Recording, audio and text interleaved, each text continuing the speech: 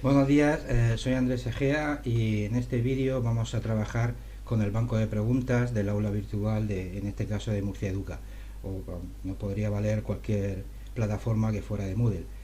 Eh, Antes de comenzar con el vídeo vamos a recordar cuando yo creo un cuestionario le tengo que dar una configuración donde le detallo pues en la sección general el nombre del cuestionario y una descripción, la temporización, cuándo se va a abrir el cuestionario, cuándo se cierra, en fin, una serie de opciones para la configuración de mi cuestionario. Tras ello, cuando ya lo tengo el cuestionario configurado, a ese cuestionario le introduzco unas preguntas. Estas preguntas nos obligan a que estén en un banco de preguntas. Es este vídeo el que vamos a tratar sobre esta parte del banco de preguntas. Luego, una vez que tengo la configuración del cuestionario más las preguntas que le he introducido a ese cuestionario, los alumnos ven en su aula virtual que le hemos creado el cuestionario, ven el acceso para realizar el cuestionario. En este vídeo, como decía, vamos a trabajar el banco de preguntas, pero no lo vamos a trabajar completo, por eso pone parte 1. Vamos a trabajar o vamos a dejar mejor para otro vídeo la parte dentro del banco de preguntas, la parte de importación y exportación. Importación de un Word o exportación de un LibreOffice, de las preguntas para meterlas dentro de mi banco de preguntas del aula virtual. Y lo que sí vamos a ver en esta ocasión, en este vídeo, es sus pestañas de preguntas y categorías. Preguntas sin realizar, que será otro vídeo, sin realizar preguntas, pero sí la organización y la visualización de cómo puedo trabajar yo con el banco de preguntas una vez que las tengo realizadas. Bien, vamos a pasar a verlo. Para ello tenemos que estar dentro del aula virtual donde queramos trabajar con el banco de preguntas. En el panel de administración nos encontramos que tenemos un ítem que pone banco de preguntas y aquí están las 4 categorías, las 4 opciones que vamos a ver. En la primera categoría, vamos a empezar por las categorías. En la categoría yo lo que voy a realizar es una organización de mis preguntas. Por defecto lo que es el contenedor, lo que es el banco de preguntas, tiene por defecto una raíz, que la raíz es el nombre del aula, ¿vale? Y dentro de esa raíz yo puedo organizarme en carpetas y subcarpetas todas las preguntas, para que todas las preguntas no estén revueltas, las del tema 1, las del tema 2, sino tener una pequeña organización. Como veis aquí, yo tengo ya un tema 1, una categoría con tema 1, cuya descripción es preguntas tema 1, ¿vale? Y no tiene ninguna subcategoría, ahora lo vemos. Vamos a crear otra categoría, ¿vale? ¿Dónde la vamos a crear? Yo puedo crearla dentro de la raíz, estaré ya al nivel del tema 1, por ejemplo vamos a llamarle tema 2, digo categoría padre, va a colgar de la raíz, tema 2, y aquí pues pondría preguntas tema 2, ¿de acuerdo? Una vez que lo tenga, añado categoría. Al añadir categoría, pues ya veo que tengo la raíz, tengo una carpeta con tema 1, una carpeta con tema 2. Ahora voy a crear una subcategoría al tema 2. Para ello le digo que el padre va a ser tema 2 y la categoría van a ser, pues, le pongo una categoría, por ejemplo, preguntas ensayo,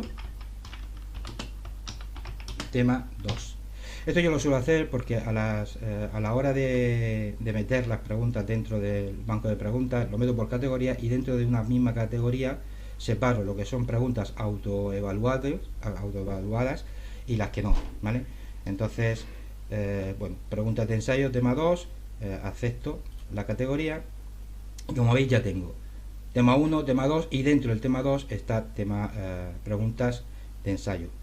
Si yo quisiera mover esta categoría, moverla a la raíz, pues bueno, podría sacarla, bajarla un nivel, puedo volver a configurar, pues para cambiar cualquier cosa, ¿vale? Volvería a configurarla, puedo borrarla si es que la quiero y ya está, igual con todos, ¿vale? El tema 1 puedo moverlo en nivel, que vaya en la categoría, me lo muestre después del tema 2 o no, o subirlo, en fin, aquí puedo jugar un poco con ello. En cuanto a categorías, bueno, lo vamos a dejar así. Nos vamos a ir a la parte de preguntas. Dentro del banco de preguntas, preguntas. Ya he creado mis categorías, tengo toda mi estructura y como veis en el banco de preguntas lo primero que me pregunta es con qué sección, con qué categoría voy a trabajar. Yo le digo que voy a trabajar ahora aquí y voy a trabajar, porque no me abre ahora aquí, y voy a trabajar con el tema 1. Al poner tema 1, como si tengo preguntas, pues entonces me pone las preguntas que yo tengo en dicha categoría. Vamos a ir viéndolo. Lo primero que pone es la descripción que yo le he puesto. Dentro de las preguntas, de todas las preguntas, si yo las he etiquetado, ahora lo veremos, puedo sacar solo aquellas que tengan la etiqueta X.